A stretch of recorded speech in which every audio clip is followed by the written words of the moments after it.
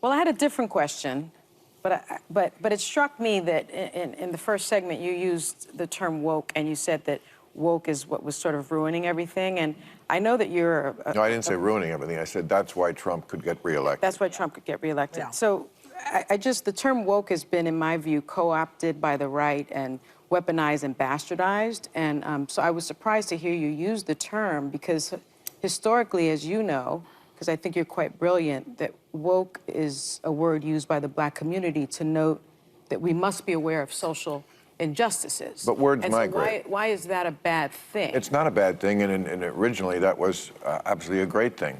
Alert to injustice, who's not for that?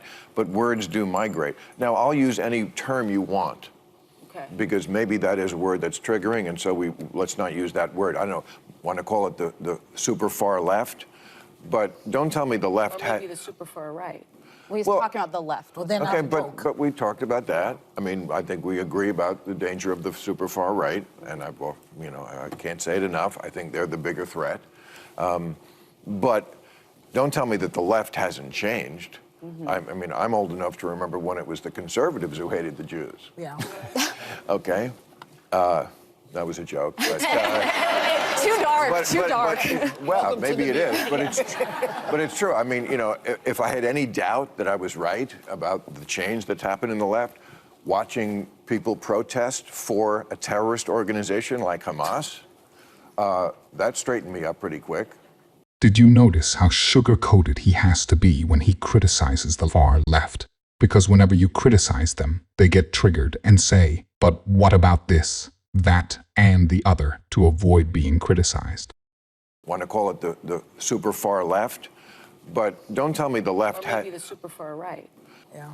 I wanted to ask you about that, because I think you're almost a free speech absolutist. You believe totally in the right to say what you believe, but I think a lot of us were disturbed to see terrorist flags being waved on American college campuses, and seeing this a generation that some I think genuinely care about the plight of the Palestinians. I think most Americans do, but some who seem to be embracing a terrorist organization over the nation of Israel. What do you make of this moment? What do you think it's a result of? How do we fix it? Well, I mean, it's just astounding to me that they can't tell the good guys from the bad guys.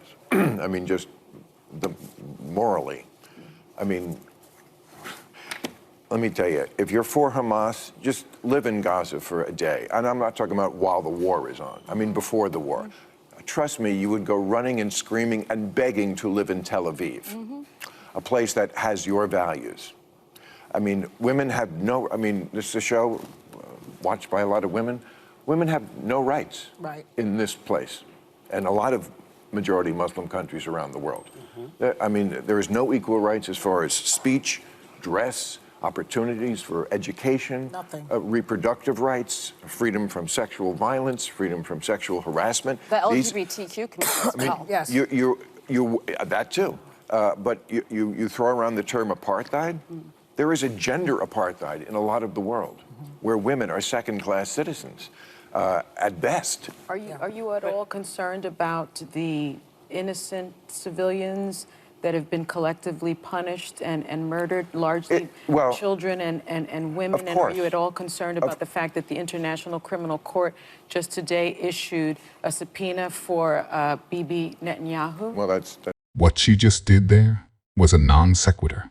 She took his logical argument and tried to make it sound ridiculous by using very extreme examples in an attempt to make it sound like he is saying that those extreme things are okay, when that very clearly wasn't what he was saying. It's ridiculous, but it's a war. Why? It's a war because it's a war, and they were attacked and they're defending themselves. Now, this is a war. Do you think Hamas needs to be destroyed? This is the question. Yes. You do? Yes. So how can we do that with a ceasefire? All right. So Hamas needs to be destroyed because they are a terrorist organization who say openly that they want to commit genocide on the Jewish people, on the state of Israel. That's what from the river to the sea means. Okay? And they say it very openly. They said, we did this attack. They've attacked Israel 5 times. They've started 5 wars since they were given that land back. They could have chosen to turn that place into any place they wanted to, and they took a lot of money that they took from the international community, and they spent it on bombs and guns and building tunnels. So if they need to be destroyed, how do we do that? It's a war.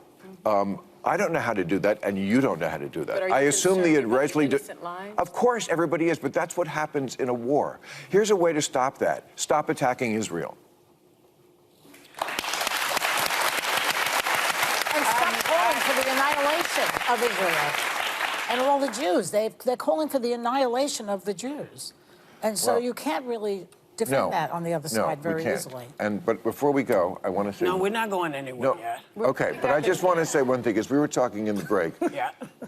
Joy is a wonderful human being, and she should not be afraid that people are going to attack her because she said that thing about the swastika on the cap. Well, she does not think that as you said to me in the break, you do not think that all the people who are for Trump are Nazis. No, I don't. You I don't. I have some in my family. I don't think they're Nazis. Okay, great.